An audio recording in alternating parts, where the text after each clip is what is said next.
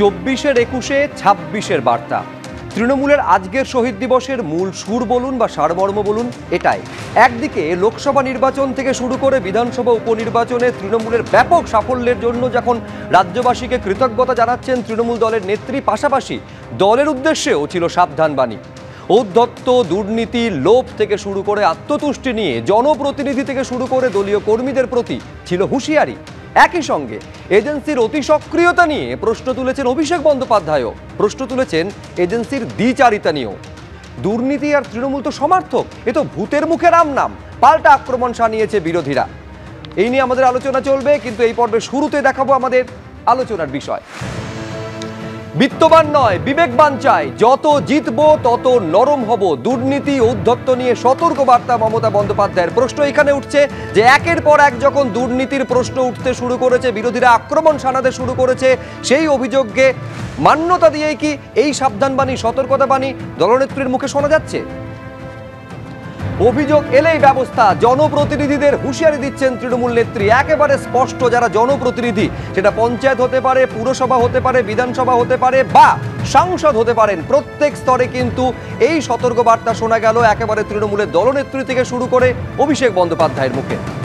পঞ্চায়েত প্রধান থেকে পুর প্রধান, খারাপ ফলের জন্য কাউকে রেয়াত নয়। প্রশ্ন হচ্ছে এইখানে, তাহলে কি পারফর্ম অর পেরিশ এই নীতিতে চলতে চাইছে তৃণমূল কংগ্রেস? যেখানে যেখানে খারাপ ফল হয়েছে সেখানে সেখানে কড়া ব্যবস্থা নেওয়ার বার্তা কি এই কারণে শোনা যাচ্ছে আজকে 21শে জুলাইয়ের মঞ্চ থেকে? এসএসসিতে পার্থ গ্রেফতার, নিট কেলেঙ্কারিতে ধর্মেন্দ্র প্রধান গ্রেফতার নয় কেন, এই প্রশ্ন তুলছেন অভিষেক বন্দ্যোপাধ্যায়। তিনি বলছেন যে দেশের মধ্যে সব থেকে বড় কেলেঙ্কারি যদি কিছু থাকে সেটা হচ্ছে নিটে প্রশ্ন ফাঁস কেলেঙ্কারি। কেন ধর্মেন্দ্র প্রধান, যিনি কেন্দ্রীয় শিক্ষামন্ত্রী, তাকে গ্রেফতার করবে না এনফোর্সমেন্ট ডিরেক্টরেট? 10 লাখ সরকারি চাকরি রেডি, কোর্টে গিয়ে আটকে দিচ্ছে। ফের মমতা বন্দ্যোপাধ্যায়ের নিশানায় বিরোধীরা। নির্বাচনী প্রচারে এই কথা মমতা বন্দ্যোপাধ্যায়ের মুখে একাধিকবার শোনা গিয়েছে যে চাকরি, সরকারি চাকরি তার কাছে রেডি রয়েছে, তৈরি রয়েছে, শুধুমাত্র বাদ সাধছে, আদালতে মামলা ঠুকে দিয়ে বাদ সাধছে বিরোধীরা। আজকে 21শে জুলাইয়ে তৃণমূলের এই মঞ্চ থেকে সেই একই কথা মমতা বন্দ্যোপাধ্যায়ের মুখে ফের শোনা গিয়েছে। 1.5 মাস পর্যালোচনায় ব্যস্ত ছিলাম, 3 মাসে ফল দেখবেন, এই প্রশ্ন বিরোধীরা বারে বারে তুলেছে যে 4 জুনের ফল প্রকাশের পর কেন অভিষেক বন্দ্যোপাধ্যায়কে দেখা যাচ্ছে না আজকে, নিজে তার উত্তর দিয়েছেন। এখন লক্ষণীয় বিষয়, 3 মাসের মধ্যে কি এমন হতে চলেছে যার জন্য বলছে 3 মাসের মধ্যে পর্যালোচনায় কি বেরোলো আপনারা দেখতে পাবেন। নড়বড়ে সরকার, আয়ু বেশি দিন নয়, কেন্দ্রকে নিশানায় মমতা বন্দ্যোপাধ্যায়, অখিলেশ যাদব। আপনারা জানেন যে অখিলেশ যাদব আজকে আসেন কালীঘাটে, একান্তে মমতা বন্দ্যোপাধ্যায়ের সঙ্গে বৈঠক করেন, একসঙ্গে তারা মঞ্চে ওঠেন এবং মমতা বন্দ্যোপাধ্যায় যখন বক্তব্য শেষ করছেন হাতে হাত ধরে ঐক্যের বার্তা দিতে চাইলেন মমতা বন্দ্যোপাধ্যায় এবং অখিলেশ যাদব, এবং কেন্দ্রের এনডিএ সরকারকে নিশানা করেছেন তিনি। কিন্তু শুরুতে আপনাদের দেখাতে চাইবো আজকে যে তৃণমূলের শহীদ দিবস উপলক্ষে মমতা বন্দ্যোপাধ্যায় থেকে শুরু করে অভিষেক বন্দ্যোপাধ্যায়ের মুখে বারে বারে যেটা শোনা গেল সেটা আখেরে জিরো টলারেন্সের বার্তা, যেটা শোনা গেল সেটা আখেরে সাবধানবাণী, সতর্কবাণী। অনেকে বলছেন দলকে হুঁশিয়ারি দিলেন তারা। দেখুন, মনে রাখবেন এখানে আমি বিত্তবান চাই না, আমি বিবেকবান চাই। যেটা বলছেন তাহলে বুঝে নেবে she is a pathological liar. যা বলেছেন তার মানে ঠিক উল্টোটা করেছেন। যেখানে আমরা জিতিনি সেখানে মানুষের ঘরে ঘরে গিয়ে বলবেন আমাদের ক্ষমা করবেন। এই ধরনের ডায়লগগুলো আবার বলবো মমতা ব্যানার্জি আপনার থেকে তো শুনবো না। আমি অল মিউনিসিপ্যালিটি, পঞ্চায়েত, এমএলএ, এমপিদের সকলকে বলবো এখন থেকে কোনো অভিযোগ যেন কারো বিরুদ্ধে দল না পায়। যদি কোনো অভিযোগ কারো বিরুদ্ধে পায় আমরা কিন্তু উপযুক্ত অ্যাকশন নেব, এটা মাথায় রাখবেন। 21শে জুলাই মানে বিরোধীদের ঝাঁঝালো আক্রমণ। 21শে জুলাই মানে প্রতিপক্ষর মোকাবিলা কিভাবে করতে হবে সেই রোডম্যাপ তৈরি করে দেওয়া। কিন্তু লোকসভা নির্বাচন ও সাম্প্রতিক বিধানসভা উপনির্বাচনে বিপুল জয়ের পরেও এবারের 21-এর সমাবেশে মমতা বন্দ্যোপাধ্যায়ের ভাষণে বিরোধীদের বিদ্ধ করার চেয়েও দলীয় নেতাকর্মীদের উদ্দেশ্যে সতর্কবার্তায় বেশি করে উঠে এলো। কখনো অনুরোধ তো কখনো সরাসরি হুঁশিয়ারি। আমরা লোভী হতে চাই না, আমরা মানুষের বন্ধু হতে চাই। যতদিন আপনারা এই কাজটা করে দিতে পারবেন ততদিন মনে রাখবেন আপনাদের কেউ সরাতে পারবে না, আপনাদের কেউ হাঁটাতে পারবে না। অন্যায় করলে আপনারা দেখেছেন আমি তৃণমূল কংগ্রেসকেও ছাড়ি না, তৃণমূল কংগ্রেসকেও গ্রেপ্তার করি। অন্যায় করবেন না, অন্যায় সহ্য করবেন না। এগুলো সমস্ত আইবশ। আপনি একটা কোনো ডেভেলপমেন্টের কাজ করেন না, আপনার শুধু হচ্ছে ডোলের রাজনীতি আর কিভাবে আপনি প্রধানমন্ত্রী হবেন, আপনার শুধু একটাই লক্ষ্য। লোকসভা নির্বাচনে তৃণমূলের আসন বেড়েছে, বাংলায় বিজেপি ফের ধাক্কা খেয়েছে। উপনির্বাচনে বিজেপির থেকে তৃণমূল 3টি বিধানসভা আসন ছিনিয়ে নিয়েছে। এগুলো যেমন ঠিক, তেমনি কলকাতা পুরো এলাকায় তৃণমূল ধাক্কা খেয়েছে। জেলার পুরসভাগুলিতে বিজেপির কাছে বহু জায়গায় তৃণমূল পিছিয়ে পড়েছে। উত্তরবঙ্গে তৃণমূল ফের ব্যর্থ হয়েছে। তৃণমূলে একের পর এক নেতার বিরুদ্ধে দুর্নীতি, তোলাবাজি, দাদাগিরির অভিযোগ উঠেছে, এটাও সত্যি।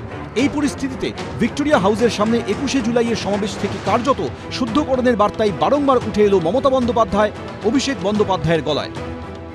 সাম্প্রদায়িকতার কাছে, দুর্নীতির কাছে মাথা নত করব না, এটা আজকের দিনের শপথ নিন, এটা আমাদের অঙ্গীকার।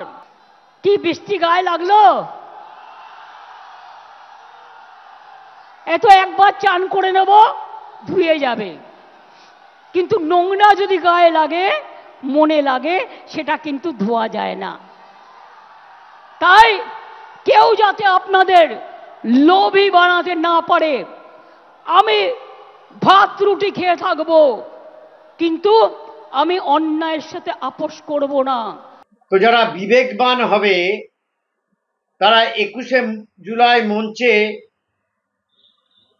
তারা শহীদদের যারা মারা গেছে তাদের জন্য কি করেছে বলবেন। আমি তাই বিবেকবান মানুষদের কাছে বলবো, যারা শহীদ হয়েছেন তাদের কি করলেন, এই প্রশ্নের জবাব এড়িয়ে না গিয়ে মানুষকে বলুন 21শে জুলাই কমিটি করেছি, তার রেজাল্ট এই। আজও পর্যন্ত 21শে জুলাই কমিটির কোনো রিপোর্ট জনসমক্ষে আসেনি। সদ্য শেষ হয়েছে লোকসভা ভোট, সামনে বড়সড় নির্বাচনী প্রতিযোগিতা নেই, বছর দুয়েক বাদে বিধানসভা ভোট। তার আগে কি দলের অন্দরে ধোয়া মোছা করতে চাইছে তৃণমূল নেতৃত্ব? কথা ও কাজে মিল দেখা যাবে? উত্তর মিলবে আগামী দিনেই। আশাবুল হোসেন, অর্ণব মুখোপাধ্যায়, ঝিলম করঞ্জাই, এবিপি আনন্দ।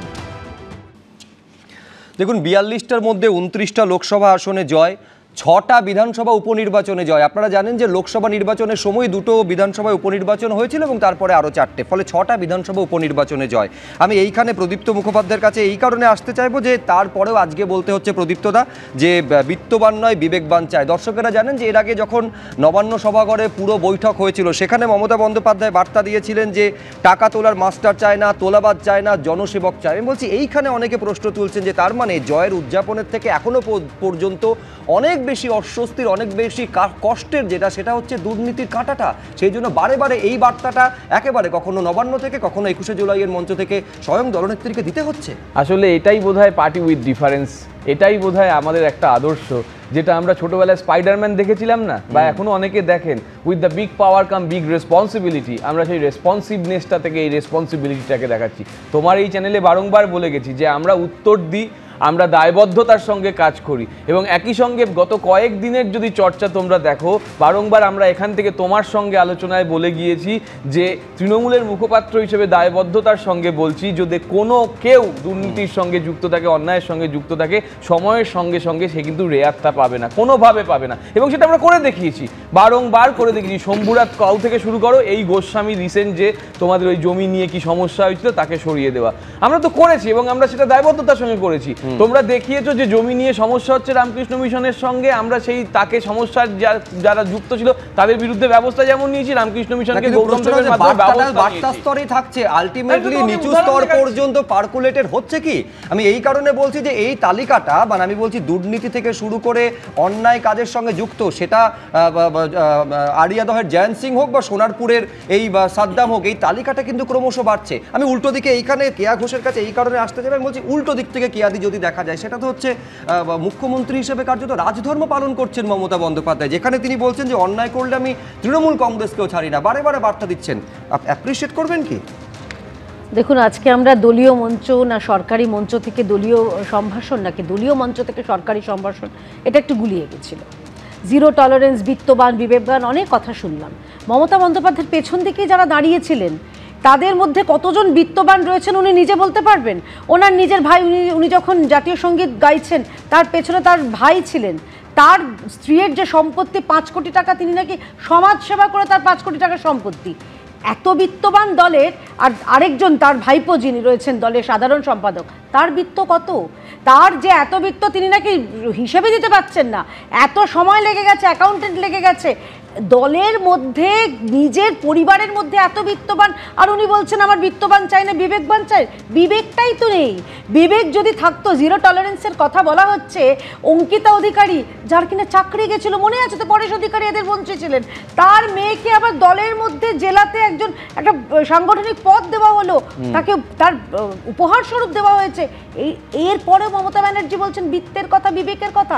সব থেকে বড় কথা 21শে জুলাইটা আদৌ উল্টো উদাহরণ হতে পারে, যখন একেবারে নবান্ন থেকে কড়া বার্তা দিলেন সরকারি জমি জবরদখল, তারপরে একেবারে দলীয় পদে যিনি ছিলেন, সম্ভবত সভাপতি ছিলেন কোনো একটা ব্লকের, তাকে একদম দল থেকে বের করে দিলেন। একটা মজার জিনিস আছে এখানে, কিন্তু এই যে বের করে দেওয়া, কবি হ্যাঁ কবি না, এটা হচ্ছে ওই কুমির ডাঙ্গার মতন, কখনো জলকে আছে, কখনো স্থলকে আছে, কখনো বার করে দিচ্ছে, কখনো রাখছেন।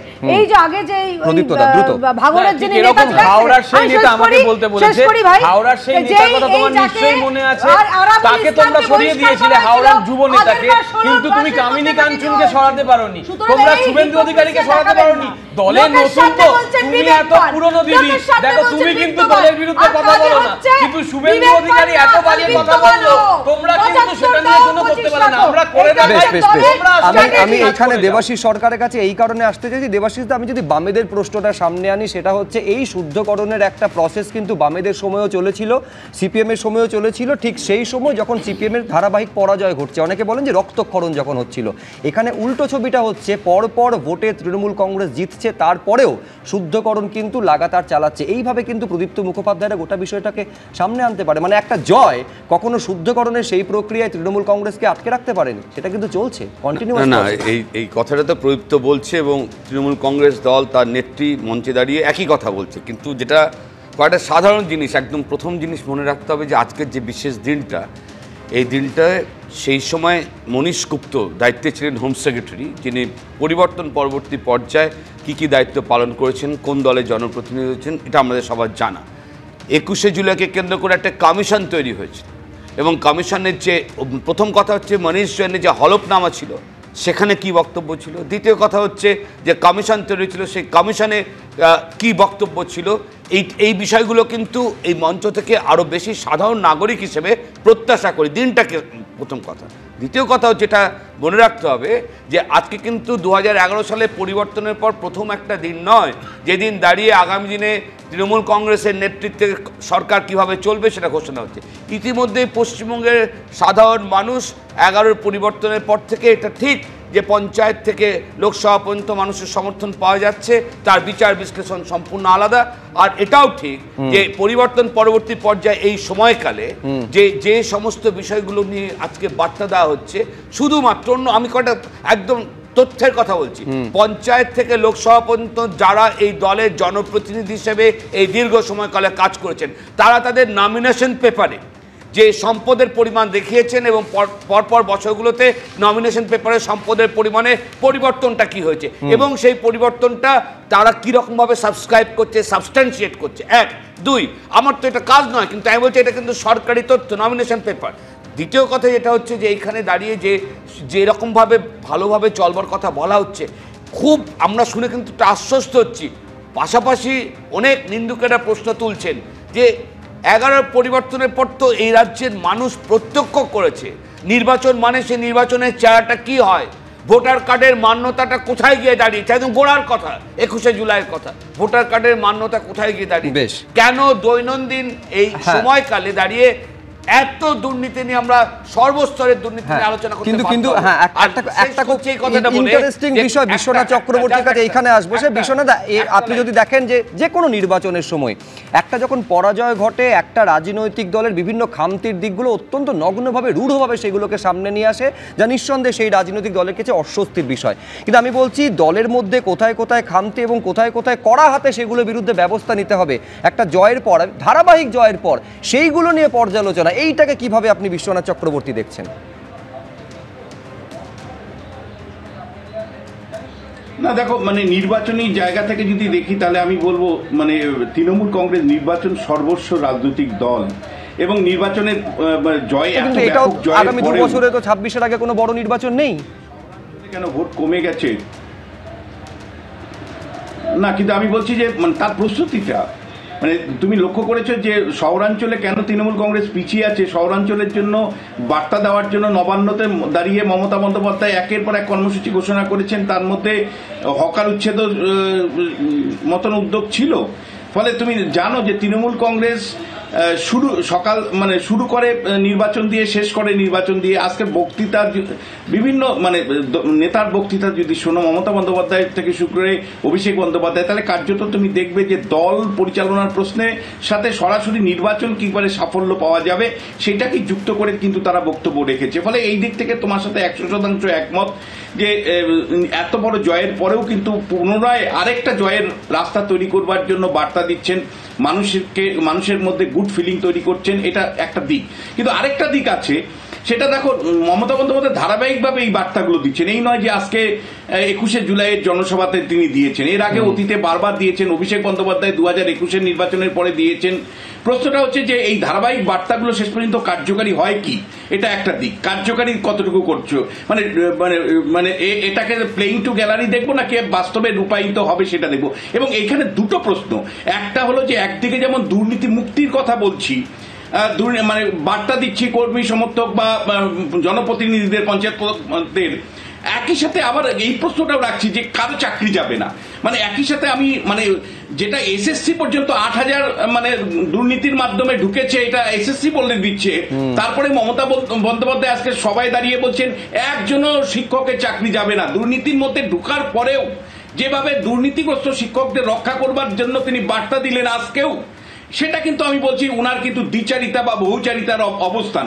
এবং আরেকটা বিষয় যে কেবলমাত্র পঞ্চায়েত পুরসভার প্রতিনিধিদের কি দায় মানে নিজেদের শুদ্ধ বিশুদ্ধ রাখার, মানে সরকার কিছু করবে না? আমার বারবার যেটা প্রশ্ন আমি তোমাকে বলি যে সরকারি উদ্যোগগুলো কোথায়? ভিজিলেন্স কমিশন থেকে শুরু করে লোকায়ুক্ত প্রতিষ্ঠানকে শক্তিশালীভাবে গড়ে তোলা জেলায় জেলায়।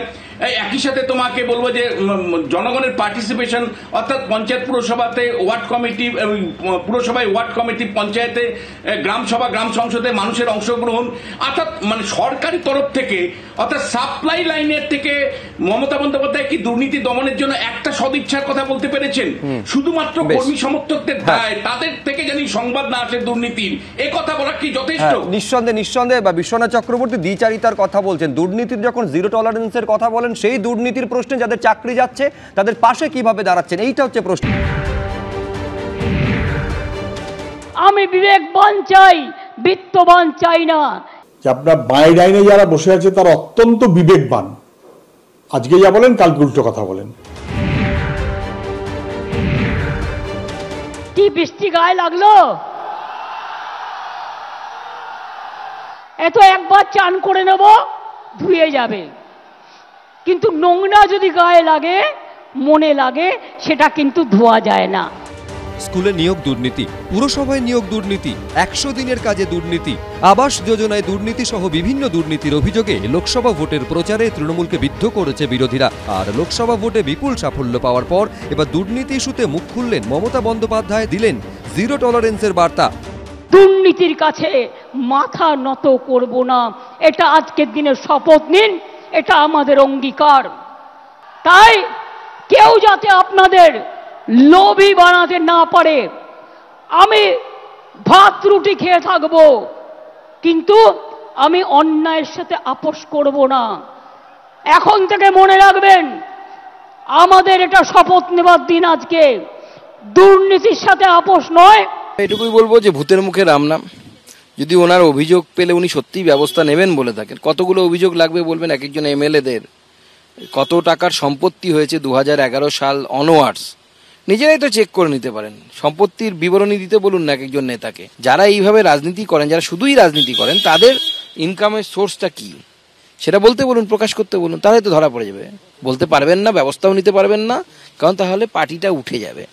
2026-এর বিধানসভা ভোটের রোডম্যাপ 21শে জুলাইয়ের মঞ্চ থেকে তৈরি করে দিল তৃণমূল শীর্ষ নেতৃত্ব। শিবাশিস মৌলিক, সৌভিক মজুমদার, বিটন চক্রবর্তী, এবিপি আনন্দ। এই দুর্নীতির বিরুদ্ধে বার্তা যে প্রথমবার মমতা বন্দ্যোপাধ্যায় দিচ্ছেন এমনটা নয়। হীরের চচ্চড়ি খাবে নাকি সোনার ডালনা খাবে? ঘরে শোয়ার বিছানা আছে, দুবেলা ভাত খেতে পাও, ছেলেমেয়েরা ভালো আছে, আর কি চাও, কত চাও? নির্বাচনী প্রচার থেকে শুরু করে সময়দা প্রশাসনিক একাধিক বৈঠকে বারে বারে এই বার্তা দিয়েছেন। প্রশ্নটা তখন আসে যখন এই বার্তা এবং এইরকম বার্তা বারে বারে টাইম অ্যান্ড এগেন দিতে হচ্ছে, তখনই প্রশ্ন আসে তাহলে কি বার্তাটা বার্তা স্তরে রয়ে যাচ্ছে, বাস্তব ক্ষেত্রে তার প্রয়োগ লক্ষ্য করা যাচ্ছে না, প্রশাসনিক স্তরে হোক বা দলীয় স্তরে? দেখুন, প্রথম হচ্ছে একটা নীতির প্রশ্ন, যেখানে বৃত্তের বাইরে বেরিয়ে বিবেকের বর্ণনা, এই অনুপ্রাসের ওপর ভিত্তি করে তিনি তার বক্তব্য রেখেছেন। এবার এইখানে কতগুলো প্রশ্ন আসবে, যেমন সত্যি ওনার বলার পরে অভিষেকবাবু বলার সময় যখন NEETর কথা বলছেন এবং বিজেপি যখন IIT মাদ্রাজের কথা বলছে, তখন এই দুর্নীতির থেকে বেরোনোর একটা সুন্দর রাস্তা আছে। কলকাতা বিশ্ববিদ্যালয় বা যাদবপুর বিশ্ববিদ্যালয়, যেগুলো রাজ্যের কাছে, সেই মানুষগুলিকে সেখানকার অধ্যাপকদের ব্যবহার করে পশ্চিমবঙ্গের চাকরি দুর্নীতি নিয়ে যে কমপ্লেন, তার একটা কমিটি করা, তাহলে দেখাতে পারবেন। অর্থাৎ যে আলোচনাগুলো উনি বলতে পারেননি, সেখানে রাজনৈতিক বিশ্লেষক হিসেবে আমাদের যে প্রশ্নগুলো মনে হয়, যেমন দান্দিক একটা বক্তব্য এক জায়গায় যখন নেত্রী বলছেন যে এই যে নির্বাচনে হেরে গেলেও ক্ষতি নেই, হেরে গেলেও সেই মানুষগুলোর কাছে পৌঁছতে হবে, তখন অভিষেকবাবু বলছেন যে এই যেখানে ফল খারাপ হচ্ছে সেইখানে কাউকে রেয়াত করা হবে না।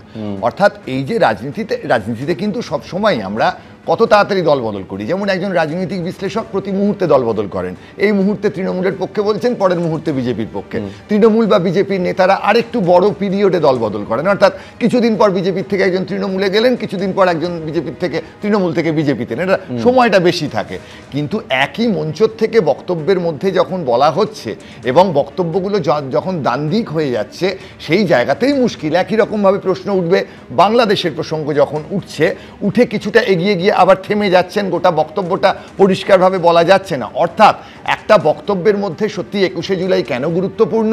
কারণ গুরুত্বপূর্ণ পশ্চিমবঙ্গের মানুষ সেদিন যে আন্দোলনটা নিয়ে অনেক ডিবেট থাকতে পারে, কিন্তু গণতন্ত্রের পক্ষে লড়াই করতে গেছিলেন, ভোটার কার্ডের পক্ষে লড়াই করতে গেছিলেন। সেইখানে তো প্রশ্ন করতেই পারতেন মঞ্চ থেকে নেত্রী বা দলের নেতা নেত্রীরা যে এবারের পঞ্চায়েত ভোটটা যেভাবে হলো, সেই পঞ্চায়েত ভোটটা ওই 21শে জুলাইয়ের যে আন্দোলন ছিল তার সঙ্গে কতটা মিলছে। সুতরাং সাধারণভাবে রাজনীতিতে যেটা হয়, আজকের এই যে প্রোগ্রামটা, এটা তৃণমূল কংগ্রেসের যারা সভ্য সমর্থক, যারা প্রাণ দিয়েছিলেন, যারা রাস্তাঘাটে লড়াই করেন, এই প্রতিটি মানুষের কাছে খুব গুরুত্বের। কিন্তু যখন তাদের নেতানেত্রীরা প্রশ্ন করছেন, যাদের হাতে ক্ষমতা, তারা যে কথাগুলো বলছেন মানুষের ভালো থাকার, ভালো রাখার, বৃত্তের বাইরে গিয়ে বিবেকের কথা বলার, সেই জায়গায় প্রশ্ন উঠবে যে এই স্টেপগুলো তো ছিল, সেগুলো না নিয়ে কেন অন্য পথে হাঁটছেন, কেন স্টেপগুলো নেওয়া হচ্ছে না? দেখো, দুটো ইন্টারেস্টিং বিষয়। একটা হচ্ছে বিশ্বনাথ চক্রবর্তী তুলছেন, সেটা হচ্ছে মমতা বন্দ্যোপাধ্যায়ের বক্তব্যের মধ্যে দ্বিচারিতা তিনি খুঁজে পাচ্ছেন।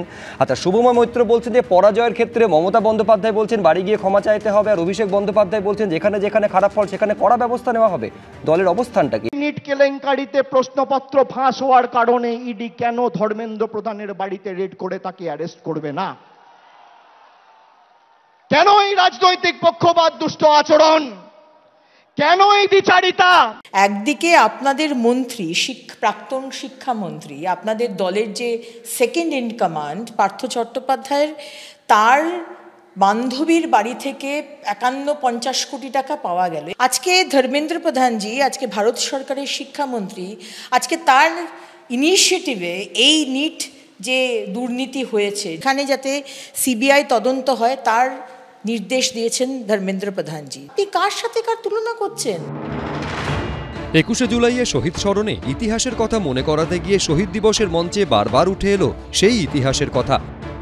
2022 সালের 23শে জুলাই তৃণমূলের শহীদ দিবসের ঠিক দুদিন পর নিয়োগ দুর্নীতি মামলায় ইডির হাতে গ্রেফতার হন প্রাক্তন শিক্ষামন্ত্রী পার্থ চট্টোপাধ্যায়। এদিন সেই প্রসঙ্গ তুলে নিট দুর্নীতি মামলায় কেন্দ্রীয় শিক্ষামন্ত্রী ধর্মেন্দ্র প্রধানের গ্রেফতারির দাবি তুললেন অভিষেক বন্দ্যোপাধ্যায়। 21শে জুলাই যেদিন হয়েছিল, তার পরের দিন পার্থ চ্যাটার্জির বাড়িতে ইডি রেড করে তাকে গ্রেফতার করে। যদি কেউ দোষ করে তার বিরুদ্ধে ব্যবস্থা হোক। আমরা কোনো দোষকে, কোনো অন্যায়কে প্রশ্রয় দিই না। কিন্তু এসএসসি কেলেঙ্কারি বা টেট, তথাকথিত এসএসসি বা টেট কেলেঙ্কারির নাম করে যদি পার্থ চ্যাটার্জির বাড়িতে রেড করে ইডি তাকে গ্রেপ্তার করে, তাহলে স্বাধীন ভারতবর্ষের সর্ববৃহৎ কেলেঙ্কারি নিট কেলেঙ্কারি, সেই নিট কেলেঙ্কারিতে প্রশ্নপত্র ফাঁস হওয়ার কারণে ইডি কেন ধর্মেন্দ্র প্রধানের বাড়িতে রেড করে তাকে অ্যারেস্ট করবে না? দুটো জিনিসকে উনি গুলিয়ে দেওয়ার চেষ্টা করছেন। পশ্চিমবঙ্গের যে দুর্নীতি হয়েছে সেই দুর্নীতিতে প্রশাসন যুক্ত। প্রত্যেক ক্ষেত্রেই দেখা যাচ্ছে যে কোশ্চেনটা লিক হয়েছে এবং আমরা এর তদন্ত করে যারা যারা দোষী তাদের প্রত্যেককে গ্রেপ্তার করে জেলের ভেতরে পাঠাবো। 2014 সাল রাজ্য রাজনীতি তখন তোলপাড় হচ্ছে সারদা চিটফান্ড কেলেঙ্কারি ইস্যুতে। কলকাতায় এসে সারদা কাণ্ড থেকে হাতিয়ার করে ভিক্টোরিয়া হাউসের সামনের সভা থেকে তৃণমূলের শীর্ষ নেতৃত্বকে হুঁশিয়ারি দিয়েছিলেন রাজ্যের দায়িত্বপ্রাপ্ত বিজেপির তৎকালীন কেন্দ্রীয় নেতা সিদ্ধার্থ নাথ সিং। भाग मोदन भाग। 2015 में भाग मुकुल भाग और 2016 में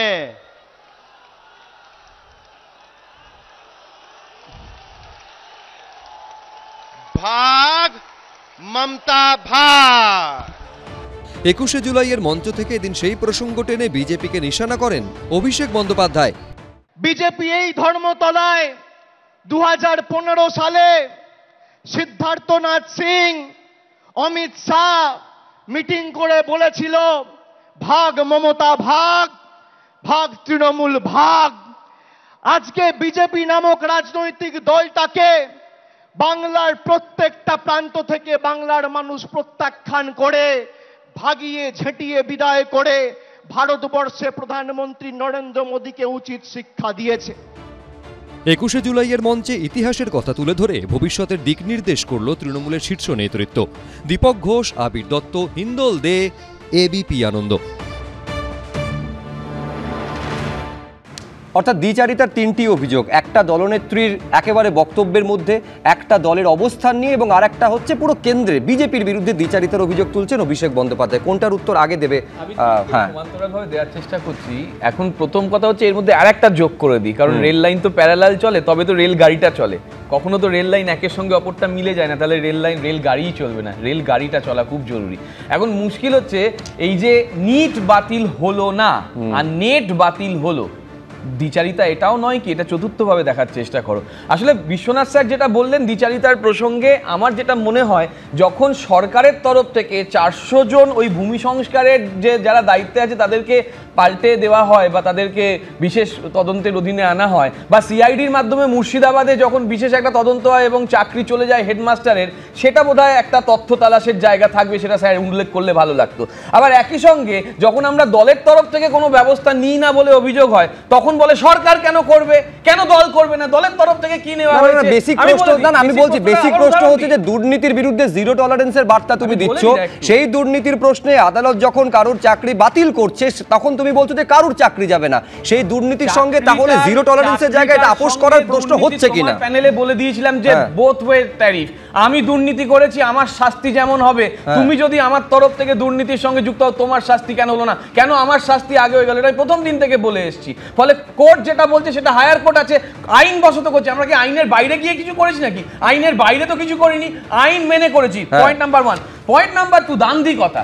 আসলে দান্দিকতা ডান দিক থেকে আসে। আমি বলছি বারবার সুপ্রিম কোর্টে যাও, প্রশ্নটা এইখানে যে একেবারে বেআইনি ভাবে যাদের নিয়োগ হয়েছে, না তোমার কাছেই তো আসবো, প্রশ্নটা হচ্ছে বেআইনি ভাবে যাদের নিয়োগ হয়েছে তাদের নিয়োগ আটকানোর জন্য তো সুপ্রিম কোর্টে বারে যাওয়া হয়েছে। এইটা তো কিয়াদিরা বারে প্রশ্ন তুলেছে, কিছু করলে আইন আমাদের ঠিক করে দেবে, আমরা আইনের বাইরে কিচ্ছু করিনি, আইনের মধ্যে থেকে করেছি। ফলে তুমি দান্দিকতা ডেকে এনো না।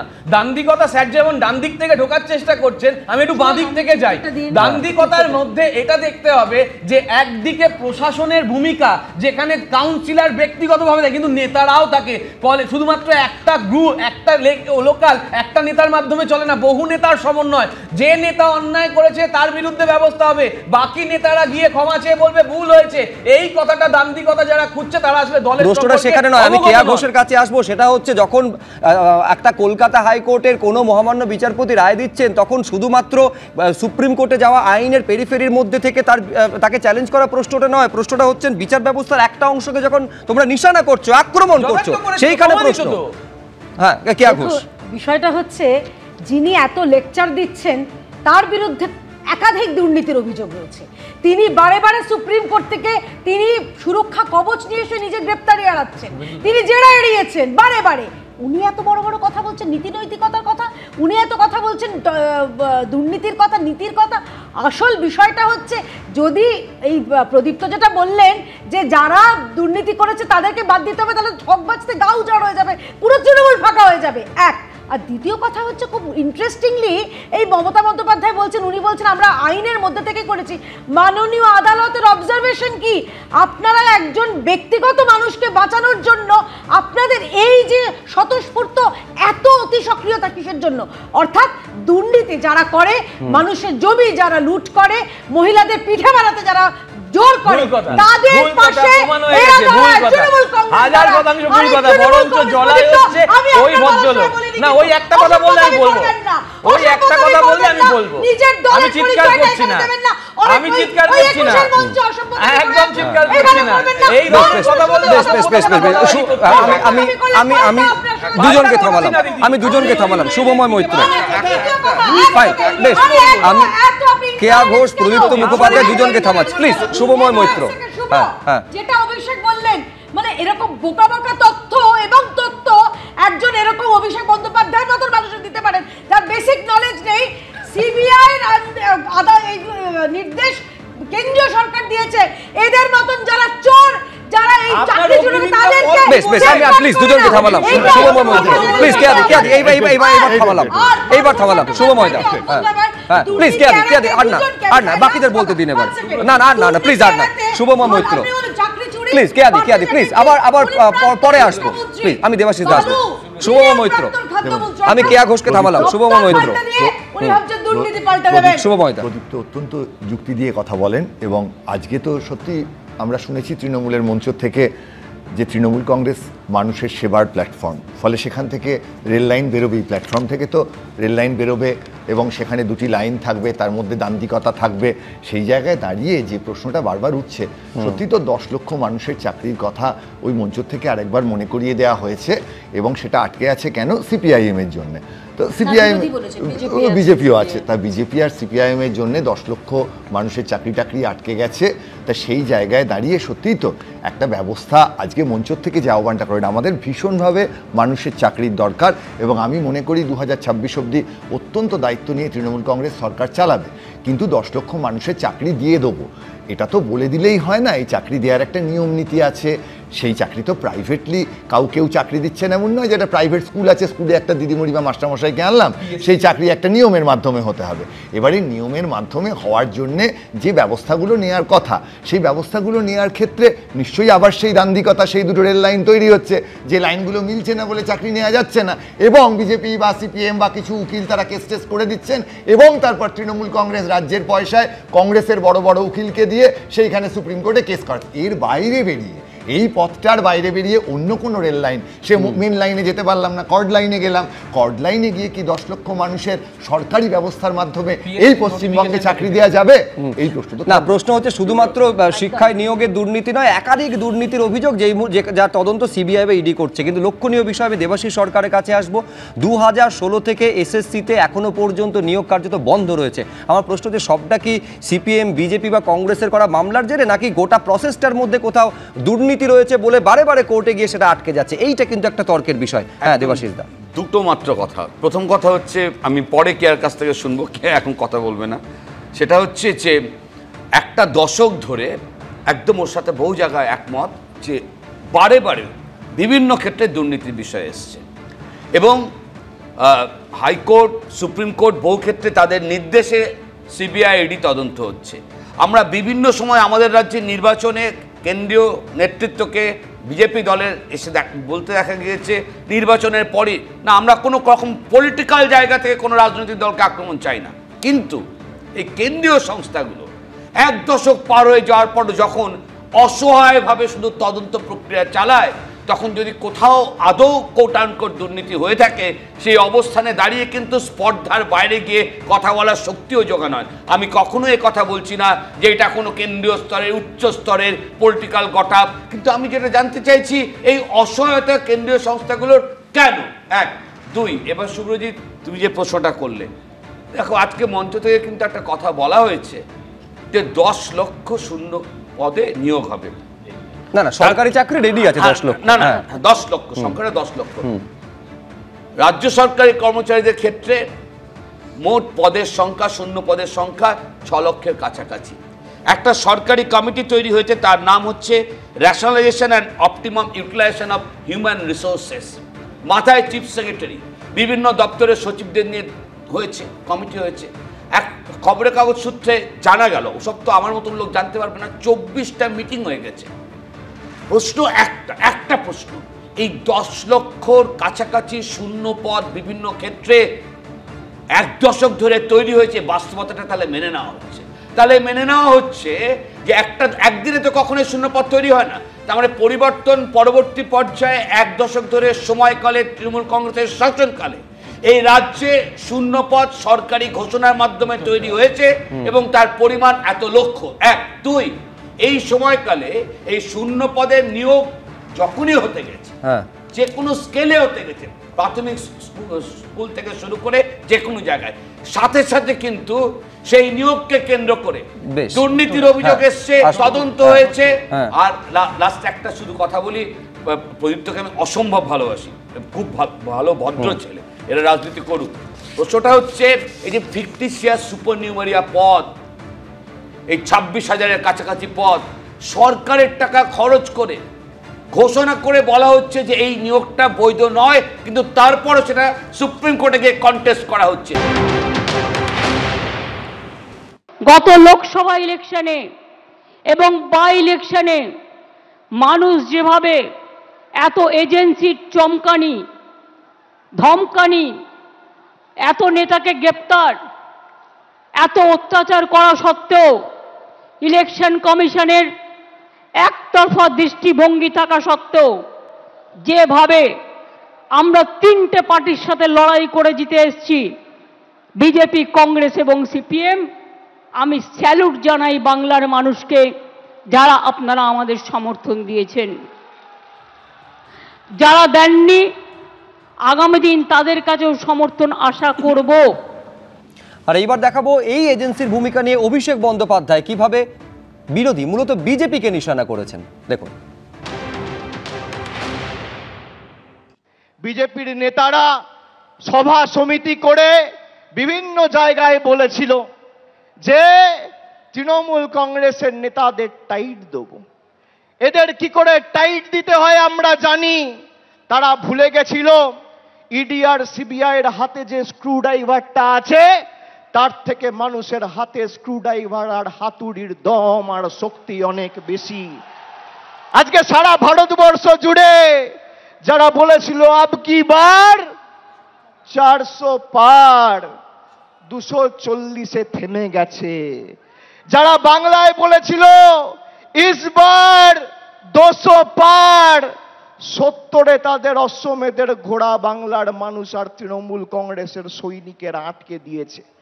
আরে বিজেপির কাছে সব আছে, ইডি আছে, সিবিআই আছে, বিচার ব্যবস্থার একাংশ আছে, ইনকাম ট্যাক্স আছে, টাকা আছে, অর্থবল আছে, পেশি শক্তি আছে।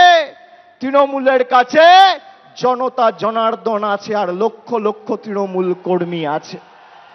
আসো জনতার দরবারে, জনতার ময়দানে লড়াই হোক। কার কত ক্ষমতা, কত ধানে কত চাল, মানুষ প্রমাণ করবে। বিশ্বনাথ চক্রবর্তী,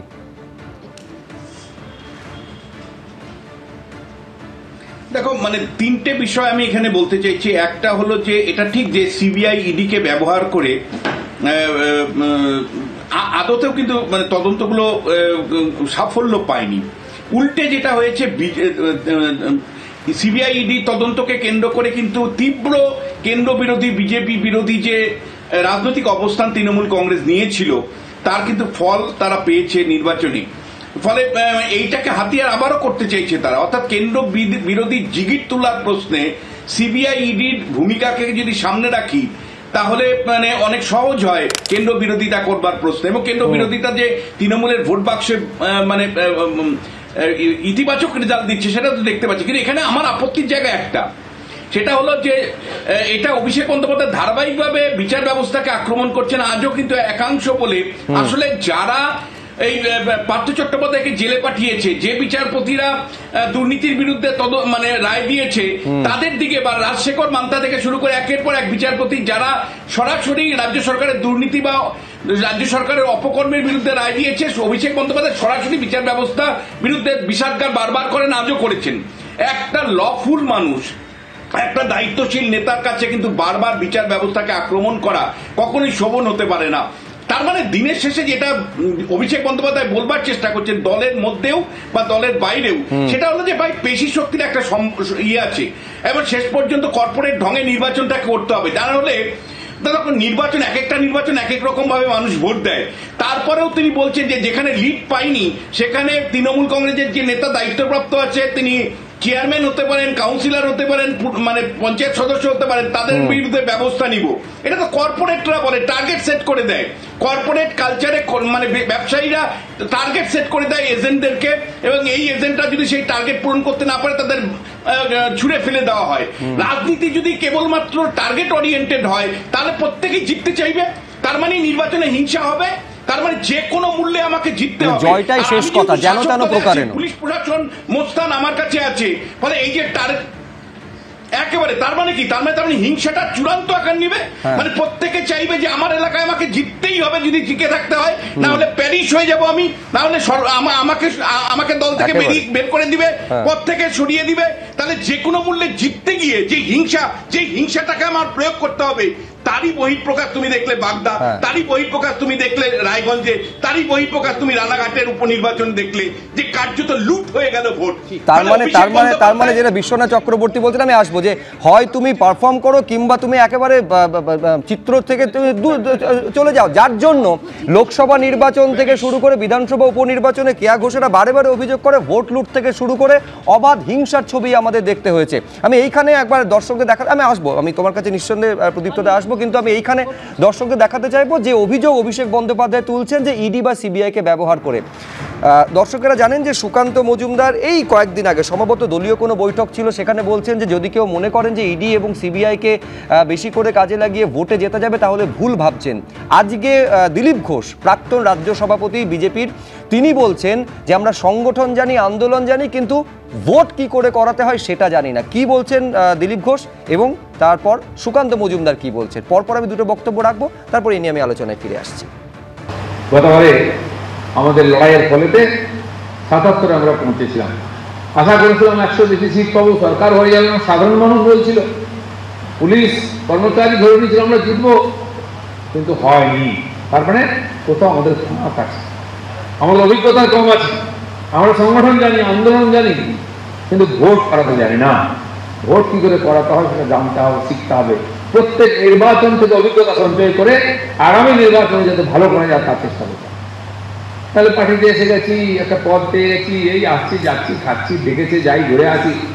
ভারতীয় জনতা পার্টি করতে গেলে এরকম করলে হবে না। ভারতীয় জনতা পার্টি একটা মিশন নিয়ে চলে, একটা আদর্শ নিয়ে চলে। তার প্রত্যেকটি কর্মী, যে প্রধানমন্ত্রী থেকে নিচের স্তর পর্যন্ত, বুথ পর্যন্ত, সবাই ওই আদর্শের জন্য কাজ করছে, মিশনের জন্য, এই সমাজের পরিবর্তনের জন্য। আর আমরা যে লড়াই লড়ছি সেই লড়াই, শেষ লড়াইটা পশ্চিমবাংলায় হবে। দেখুন, বিজেপি নতুন পার্টি বলতে ইন দ্য সেন্স যে আমরা পশ্চিমবঙ্গে যে লড়াইয়ে এসেছি সেটা তো 2018 সাল 17 সাল এই সময় থেকে আসতে শুরু করেছে। তো স্বাভাবিকভাবে মানুষকে সবকিছু শিখতে সময় লাগে, মায়ের পেট থেকেই তো সব শিখে আসে না, আমরা সময়ের সাথে সাথে অনেক কিছু শিখছি।